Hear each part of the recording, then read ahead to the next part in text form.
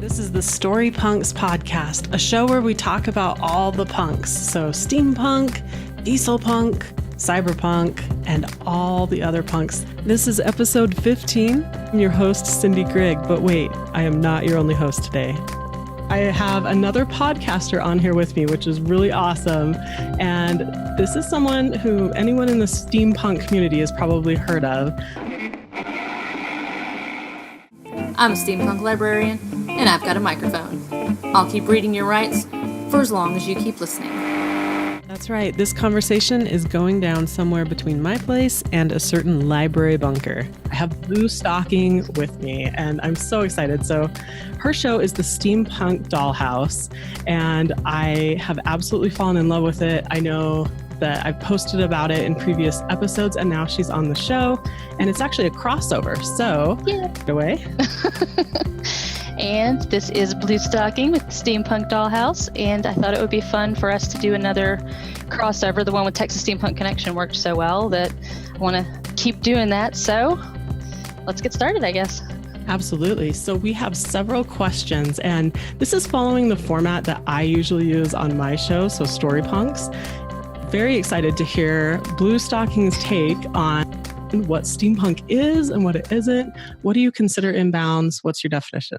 That's the one question everyone asks, and that is the hardest one to answer. I was actually listening to this week's episode. You had a steampunk author on for this week's episode, and I kind of do the same thing he does, where it's easiest to just say Victorian science fiction. So it is. And This is Andrew P. Mayer, if anyone's interested. Yeah, and that gets them into a place where I can, sorry, I should probably keep flapping my hands around. It's a bad habit. Do it. You can. I do it too. It gets people into a place where they can start to visualize what it is. I mean, the only other thing I usually know to say is, okay, you know the movie Wild Wild West? That's a really bad example, but kind of like that. I do the same thing, and it's so tricky to define, and we don't want to hedge ourselves in. At least I'm a steampunker that doesn't want to hedge myself in too much. And so then that's why I'm so interested in hearing everybody's definitions. And it can be so much more. Victorian London is a good jumping off point, but then there's just so much more. It's DIY. It's age of industrialization and DIY, and it's very exciting for me. It is. And yes, it's an aesthetic that pulls a lot of us in.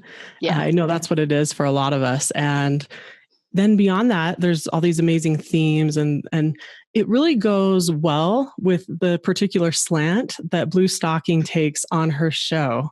So let's start with her name before we get into some of the other particulars.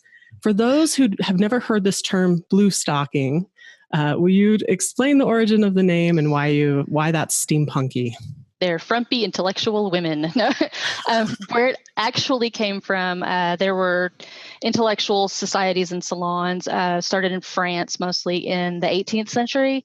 And it was women, and there were some men there too, who would gather and be smart and talk about philosophy and mathematics and literature and all these wonderful things. And one of them, the Bluestocking, refers to a nicer type of stocking. It was just something that people wore. But in the 19th century, that phrase morphed and turned into frumpy intellectual women who can't get married. So like the spinster connotation that we have now. Yes, the spinster aunt, the uppity woman who thinks she knows everything. She's been overeducated. Yeah, she's not pretty, so she had to be smart. That thing. So it kind of took on a negative connotation, but I love that there's not a spinster term for men, but there's multiple ones for women. My boyfriend didn't know the term. I knew it. He didn't know the term, and then he heard it one day. He's like, "Hey, you're a Bluestocking." I'm like, "Well, yeah, yes, I am." And so it kind of went from there. Is why I started using it. So. That's awesome. I love the connection to salons, because that was such an amazing forum for people to come together and talk about things, kind of like we're doing on this show, like Bluestocking does on her show. So I think it's excellent. And will you tell us a little bit more about the format of your show? So you've made it so it's unapologetically political, which I think is so great. And I wish we had more shows like this. Not everybody can pull that off. And it's something I really admire about you. So for writers, makers, musicians, other creators, people who want to take that slant or go in that direction, what have you learned? What advice do you have? For me, a lot of the stuff, the going back to school and starting the podcast and all of that was kind of, I'm 42, or I'm going to be 42 soon. So I hit my late 30s and my early 40s, and I give a shit anymore because I got my bachelor's degree and I did really well in school, and I knew I was smart, and I knew what I was talking about. And despite the problems that I've had in my life that were caused by myself and my own bad choices, I've been privileged, middle-aged white lady. I have everything. And with the presidential election last year, I should have woken up sooner, and I didn't. And a lot of things changed. And I hate conflict, but I couldn't keep my mouth shut anymore. I felt like we needed to talk about what was happening. So, and people got tired of me cornering them and yelling at them about things. So I started a podcast where I can just yell into a microphone and they can listen if they want to. So I think that's awesome. So it's very much driven by what you're experiencing, feeling, and it sounds like it's created this outlet. Has it created like, do you find yourself having fewer conversations in real life or whatever? Does it all go into this show, or is it not really that divided? No, because my boyfriend and I, my Mr. Stocking, we've always had these conversations. And where I work, work at my university library as a graduate research assistant. So several of the librarians that I work with, librarians are a rowdy and rambunctious group of people, and they have opinions. So I started working there about a year. Actually, it'll be about a year now. And they were actually kind of part of my inspiration in getting started too, because of the things that were happening with the MLIS fund, which gives money to libraries and museums in the country. We're in danger of losing that. So because of this administration, I could lose my job before I ever even get it. So that was, the conversations, most of the people around me flow along the same political lines. So it worked out. They are some of the coolest people I have had the pleasure of working with. And I knew I wanted to be one, but getting the job at the library up there, it really reaffirmed that. So I'm very excited to get my degree. I still have another year, but I'm very excited. So, yeah. So it's a good fit for you. That's awesome. Yeah. It's all about finding something like that. And what I like about what Bluestocking is talking about is that she's found a career that works for her, but also she's bringing steampunk into that. So will you talk a little bit about how this has crossed over in your academic life, or how you've chosen to, focus on steampunk in your academic life? That actually, when I started as an undergrad and took my first English class, my Comp 1, everybody has to take it. And we had to do a research paper, and I was becoming real good friends with my professor. And we had to do a research paper, and I'm like, well, can I do my paper on steampunk? She's like, yeah, sure, go ahead. So I'm like, okay. So I did that, and then I managed to shoehorn it into more undergrad papers until the Michael Moorcock paper that I actually gave as a presentation last year.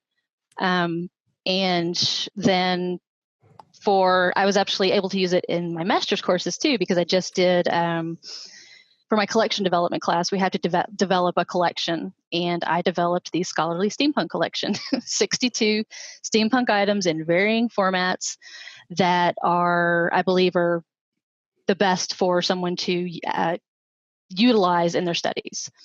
And I actually got an A on it, and that professor is a little difficult, so I was surprised. I got full points, 35 out of 35. So yes, I have crammed it into my academic career wherever possible.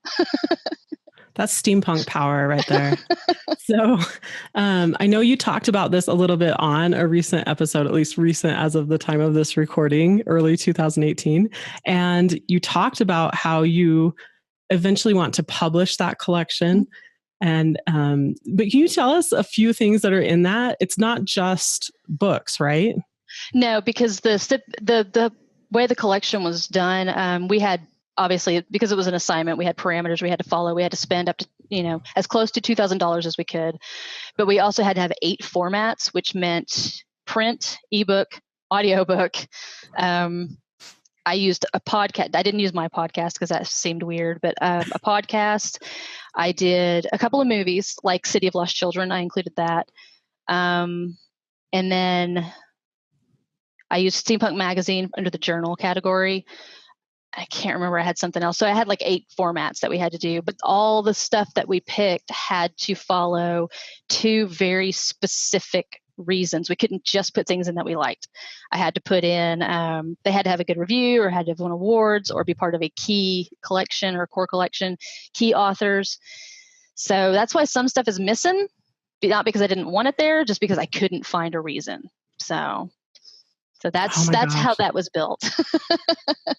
That's my pride and joy. That's fascinating. What a fascinating project. It was. I had more boring projects in college, so. Library school's fun. Way to go. Yeah, way to go. So this feeds into a question I want to ask about the production of your podcast. It is, and so we've just talked about all these different formats and how Bluestocking is just, she's into it. She knows her stuff. And it's so fun because when you listen to the Steampunk Dollhouse, you get pulled in by the music and the sounds.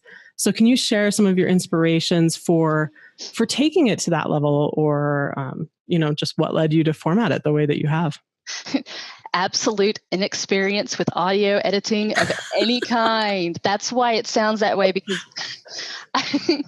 I'm not an audio person. I write, I read, that's it.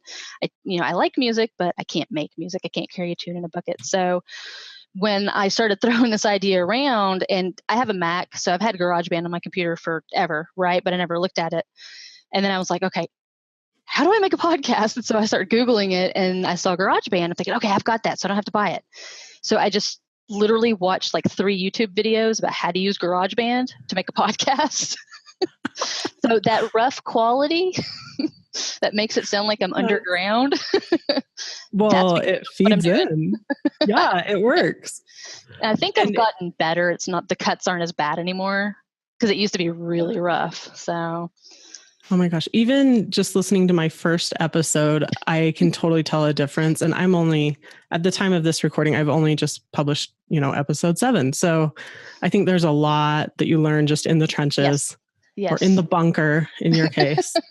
You get better. You get better as you go. So I think I've gotten better. I mean, and it was just, there were certain things I wanted to go for. Like I said, I wanted music in the middle because of Night Vale. I love Welcome to Night Vale. And so I wanted that. I like the music as a break between bits of the show. And most of it just kind of flowed from there, because my OCD kind of makes me have to bookend everything and make it mirror images on both sides. So that's kind of where the layout came from. And then I started putting in promos from friends and the Audible. And so that's, it just kind of blossomed. So from there. Yeah. Yeah. Bluestocking was the first person who she reached out and she's like, do you have a bumper? And I was like, what is she talking about? And I had no idea. This is just where you give another podcaster your promo that's, 30 to 60 seconds long, let's say. And I had to Google it. I wasn't finding it. And then I finally put it together. I have a bumper.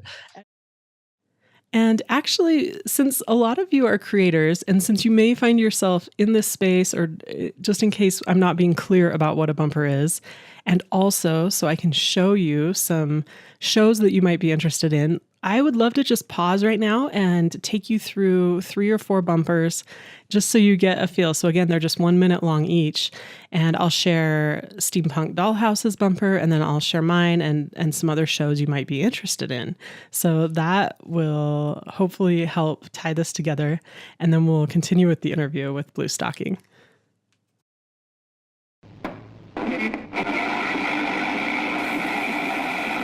This is a test of the Steampunk Dollhouse Emergency Broadcast System. The podcasters you are listening to, in cooperation with Library Agent Bluestocking, have developed this system to keep you informed in the event of a library incursion. This is only a test. If this has caught your attention, you are instructed to tune in to the Steampunk Dollhouse, available on iTunes and most other podcatchers, for an in-depth and detailed breakdown of steampunk literature and how it applies to the current state of affairs in America and around the world. These are the discussions that need to be had, but you definitely won't be bored. My name is Bluestocking, I'm a steampunk librarian, and I've got a microphone. I'll keep reading your rights for as long as you keep listening. This concludes this test of the Steampunk Dollhouse Emergency Broadcast System. Bluestocking out.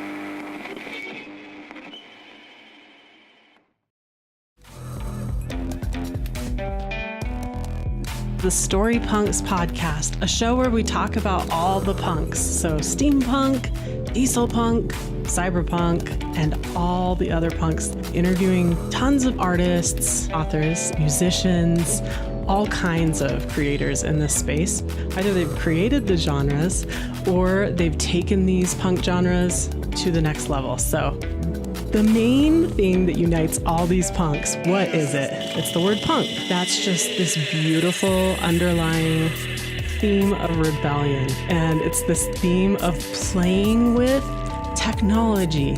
And it's playing with what are the rules of a certain society. And I love the idea of punking time and space and technology, and we're playing with the possible. I'm Cindy Grigg. Visit Storypunks.world to learn more and to get involved.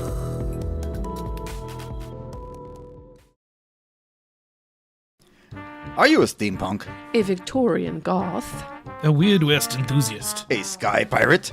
Or just steam curious? If so, then join the Texas Steampunk Connection as we review and enjoy steampunk books, movies, comics, games, films, and events all over the great state of Texas. Come along with your hosts, Flavio, Erica, and Thax, as we enjoy steampunk adventures and share our discoveries with you. Something, hats, corsets, boots, etiquette, pistachios, a teapot, bollocks. Find us on Facebook and fanboytv.com or wherever you find podcasts. Goggles, gear, something, and always mind your gauges.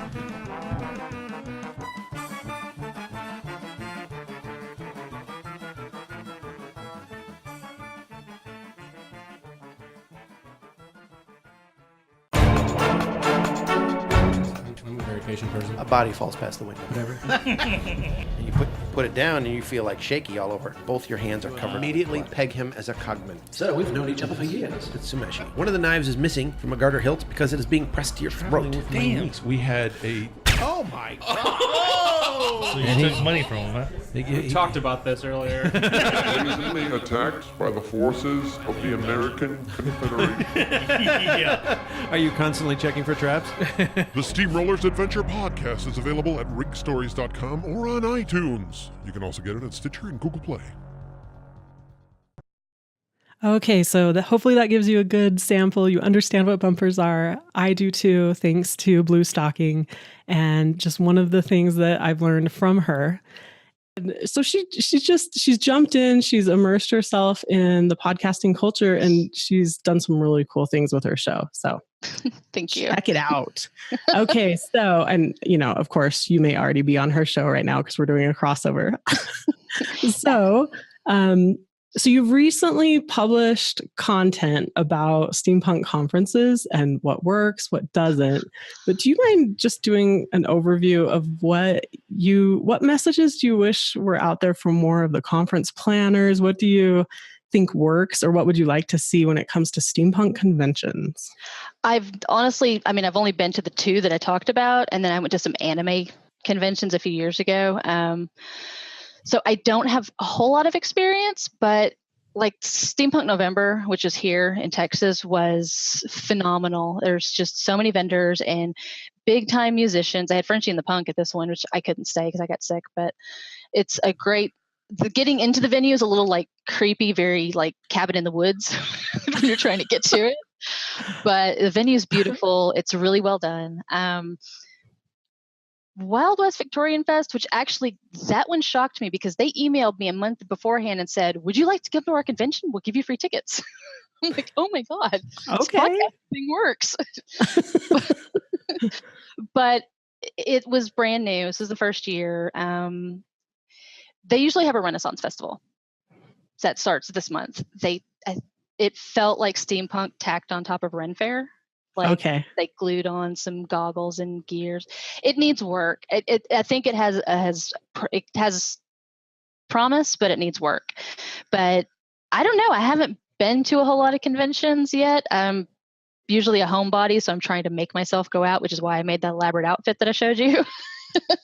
Oh my goodness. So I'm with Bluestocking's permission, I'm going to share this for those that are watching the YouTube version of my show, Storypunks, because it's amazing. She has like this awesome sash, number one, amazing slogan. What does the slogan say? It says, "Read me my rights." Read me my rights, which is a phrase that Bluestocking uses on her show. And it's awesome. The inspiration of this outfit it's this really cool old picture. It's a vintage picture. Actually, it's not. I'll let you take it from here. Yeah. It's not vintage. The radical militant librarians, remember, I'm sure you remember back after 9/11 happened, when Homeland Security started getting real into everybody's business. They were going into libraries and wanting librarians to give information about people's computer searches and the books they checked out. And librarians were not down with that. So there's actually a memo that talks about the problems they're having with these radical militant librarians. Wow. So that's where that came from. And then somebody created the stickers and drew that up. And when I found that, I'm like, okay, I've been trying to think, how's Bluestocking going to look? How am I going to make her look? This is it. So I had the sash made, and yeah, it took a while to put it all together, but it went over really well at Steampunk November. Everybody loved it. So. Well, it's so unique, and a lot of steampunk outfits are, but this one was truly unique because it's got like the striped bloomers under there and then the stars for the skirt. I don't know. I just loved it. And I really thought it conveyed your message and your persona. So I got a few people asking me if I was supposed to be Steampunk Wonder Woman.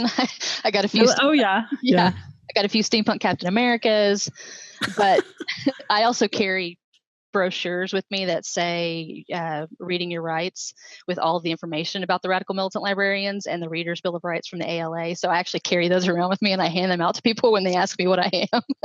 Awesome. So, yeah. It's been a lot of fun. Yeah. You're like, I'm a different superhero. I am librarian. Yeah. That's so cool. I just absolutely love it. Thank you. So yeah. Check this out on YouTube if you're listening to my show or Bluestocking's show. So, okay, next question. As an academic who's interested, so we've already talked about this a little bit. We've talked about what you studied in school and everything. Why do you feel the world needs steampunk in 2018 and beyond? Because, like I said, when I had been seeing the correlations between steampunk and society for a while, but I think there, to a certain extent, I did have blinders on, because there are certain things. Yes, I'm a woman, so I have to deal with gender inequality and sexism and things like that. But there are things that I don't have to deal with because I'm a middle-aged white woman. And so we stop seeing things after a while. And something like science fiction, and especially, I say especially steampunk, but that can flip the view and make you see it in a different light and maybe understand what's going on a little bit better. Especially things like Nisi Shaw's Everfair, which is, have you read that one? Yes, and I'm so excited she's coming on the show, so I'm excited. Is she? Oh, that's wonderful. Yes. Steampunk in the Belgian Congo. I mean, it was, because I didn't know. I know what the Congo is, but I didn't know about what the Belgians were doing there. I didn't know about the amputations. I didn't know about any of that. It was horrifying. So for my show, I researched that, which was horrific. But then her book takes it back. They get it back. They've got these amazing steampunk prosthesis, and it's just, so it made me see something that I hadn't seen before. It brought something to my mind that I hadn't seen before. And that's why it's so important, because there are things happening in this world right now that too many people aren't seeing. You've got to come out of your comfort zone. You've got to move and shake a little bit. So that's why I think we need it right now. Yeah, it can really change your paradigm, and it can also, we can even within steampunk, we can change our paradigm, which your show really brings out very well. And you've focused on some amazing works that aren't necessarily the steampunk books that everyone has read. And that's what's so refreshing. I just absolutely love it. So, is there anything else you wanted to say about that? No.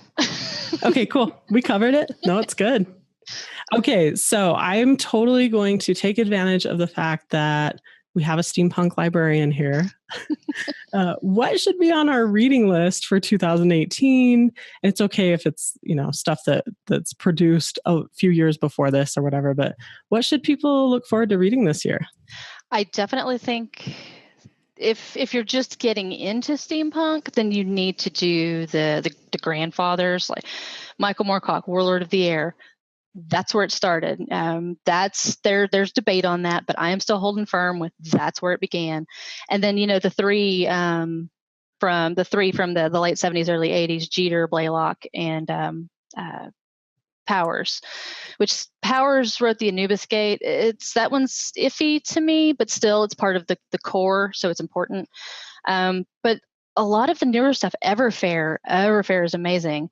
A.J. Hartley's the alternative detective series with the teenage Indian woman or teenage Indian girl in what is alternate South Africa, who is she is a chimney sweep and she solves crime. So I can't wait to read that one. I have not read that one. They're so good. The second one came out last year. I think the third one comes out this summer.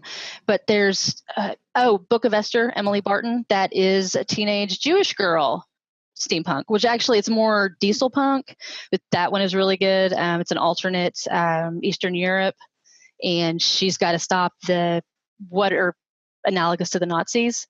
Really good. So good. She's a really amazing person too.